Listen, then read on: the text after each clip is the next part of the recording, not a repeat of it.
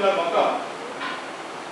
కాశీపతి, ఓ కాశీపతి, అరే తనకమైందయా కాలం వేస్తుంది.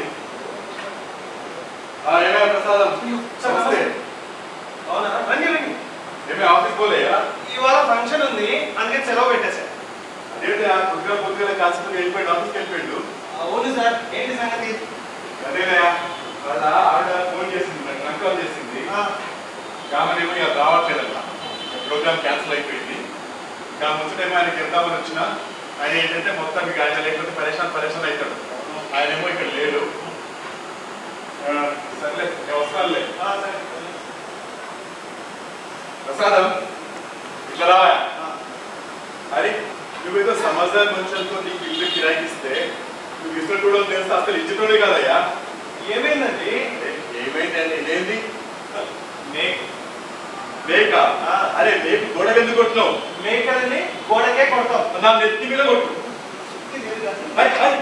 కొడతావు ఏంది? ఇదేంటి గోడకి సున్నమేంటి? అయిపోయింది. అరిగిపోయిందా?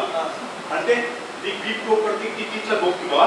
కాదు సార్, నాకు తాంబూలం వేసుకుని అలవాటు ఉంది. అరే తాంబూలం వేసుకోవడానికి నా గోడ మీద సున్నం పోవడానికి ఏంటా సంబంధం? నాకు సంబంధం లేదు. రామనాథం గారు, తాంబూలంలో సున్నం కావాలి కదండి, అది పెట్టలో దాచిచ్చినది ఎందుకని కొంచెం కొంచెం కిక్కుని తింటున్నాను. రామచంద్ర, ఇవాళ నీకు పాటల సున్నం కావాలంటే నా గోడ మీద సున్నం తీసుకుంటావు. రేపు నీకు పొయ్యిలో కట్టెలు లేవని వేసి నా తలుపును గులాంలో వీక్తావా ఏంది? మరి డ్యాన్స్ ఎక్కడ తెలిసిన ఐడియా. అరే ఏందా ఇల్లు కిరాయిచ్చినప్పుడు చెప్పినారా లేదా గోడ బేకులు కొట్టద్దని? నీకు ఇల్లు ఎట్టించినా నాకు తిరిగి చెప్పినారా లేదా?